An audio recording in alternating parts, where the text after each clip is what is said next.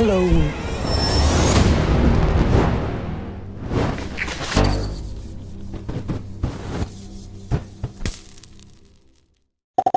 What is up, everybody? Jamie Baker here on Film Burn, the thermostat of pop culture, bringing you the hottest takes from Hollywood and beyond. It Chapter 2, the premiere. I went to a double bill of this thing, the first film followed by the sequel back to back. So I got a pretty good gauge of the overall narrative, and I wanted to share my thoughts on the movie. It was loud, it was long, and it had more clown than the current British Parliament. So let's have a look, let's talk about it, let's gauge the temperature on this thing. It Chapter 2 stars James McAvoy, Bill Hader, Jessica Chastain, and of course Bill Skarsgård returning as Pennywise the Dancing Clown.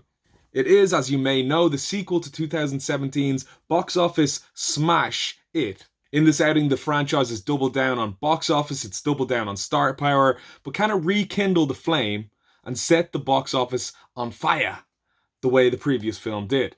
So based on the stupendously, intimidatingly long Stephen King novel of the same name, I'm ashamed to say I still haven't read that book, the story of It Chapter 2 picks up 27 years after the events of the first film. The Losers Club, our eclectic group of misfit antagonists, discover that It has returned to his favourite kiddie buffet to devour the children and terrorise the people of Derry once again. I mean, seriously, why the fuck are these people continuing to raise their children here? Now living successful, distinctively clown-free adult lives, the gang must return to their childhood homes, overcome their fears, and work together to defeat It for good.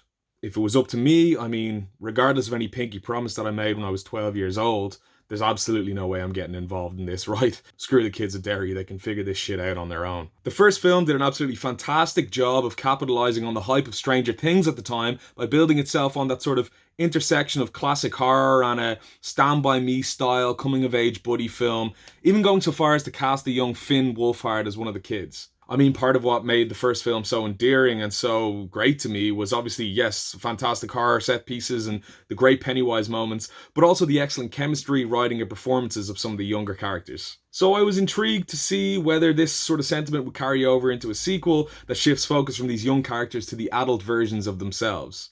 And I gotta say, I was fucking disappointed with this. So knocking the positives out of the way first, I mean, the cast is absolutely stellar.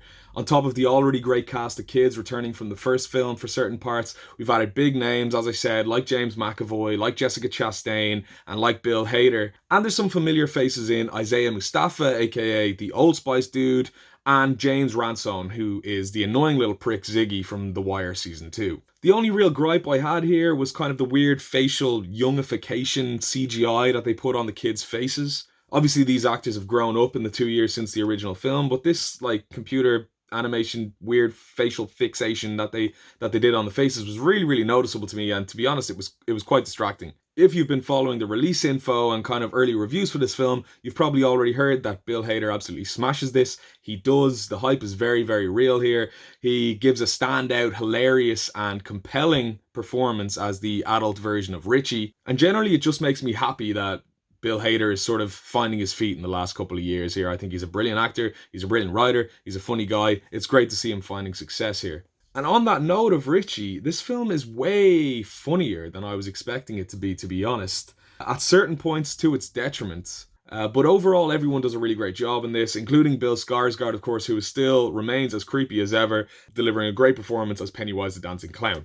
But beyond a couple of great performances, some well-placed humour, and a few scary moments here and there throughout, I really don't have a lot of positive points to make about this movie. I mean, it's probably the most disappointed I've been in a theatre this year. Much has already been made about the length of this movie. It is a substantial slog. It is nearly 3 hours, and it does feel like it's nearly 3 hours. God, it spent so much time meandering at the start and sort of setting things up that it really feels a good 40 minutes too long for me. While the first movie really sort of justified its length, I found myself pleading with this film to get off the ground with some compelling drama and, deliver me some genuine scares. But unfortunately, I was majorly disappointed in the scare department here too. I mean, talk about jump scares. This film relies on loud noises, CGI, and obnoxious jump scares so heavily that by the 2 hour mark, I was half deaf and completely bored by what it was bringing to the table. There's absolutely no sense of tension here whatsoever, and I really started to notice during it that, If they had reduced some of the noise, some of these crazy bangs, violin stabs and screeches, and kind of just let us breathe in the atmosphere of these creepy scenes, it would actually be a lot more effective. It would be a lot scarier. And yeah, tragically, I mean, a lot of the scariest pieces in the movie were included in the trailers. That one naked granny scene, the shot of it lit up with the red lights in the shadows, which was included at the start of this video. And besides these moments, there was some laughably bad CGI monsters that were ridiculed at the screening. There was people audibly laughing during moments that were supposed to be scary. And it was hard to argue. God, they overused Pennywise to the point where the threat of his presence felt mundane and dull. I mean, contrary to some of the more memorable scenes from the initial film, where he's kind of doused in shadow or, he's creatively lit to look really spooky, you just see Pennywise so much here, out in broad daylight. He talks a lot, to the point where I was kind of almost waiting to see him whistling down the road on his way to pick up a carton of milk from the local shop or something, He showcases that stupid, over-the-top CGI, tooth-filled mouth thing so often that I left the movie thinking, did I just watch a horror movie, or was that a 3-hour lecture on cosmic monster dentistry? The writing, for the most part, feels lazy here. We're talking convenient story situations that are kind of dropped in just to move the story forward. One particular character felt initially like he may be bringing something fresh and interesting to the narrative, but he ends up just being this useless plot device that kind of had no impact on the wider story whatsoever. The plot feels more fractured here as well, as we kind of jump back and forth between these two timelines, returning to the kids who are finding themselves in situations and conversations that never actually took place in the first movie, but they were supposed to have because they're coming up now, only to serve the narrative of this lackluster sequel. And as good as the performances are here, the adult characters just don't offer up the same sort of feeling of camaraderie and chemistry that were on display in the original film. As much as the film sort of tries to set up these situations and these scenarios for us to get a deeper understanding of their respective personalities and the relationships that they all have with one another, I found myself having no emotional connection to them whatsoever, and to put it bluntly, I just didn't give a shit. No scares, no tension, no emotion. Besides a handful of moments, this was actually a bit of a drag for me, and it's a real letdown considering this was kind of one of the most anticipated movies I had on my list for this year. They really dropped the ball here in my eyes with a movie that relies entirely on jump scares and kind of has this cushion to fall back on of strong performances from what is, I presume, a very expensive cast. I don't know what else to say. It kind of sucked. It sort of sucked. I was really, really disappointed coming out of this movie. I'm feeling cold.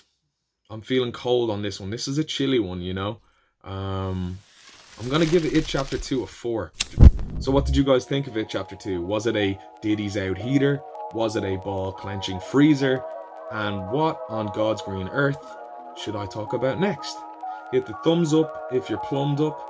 Feel the vibe, then subscribe. I'm presumably surrounded by boxes here again. Boxes! Boxes! Ah, ah, ah, ah, ah.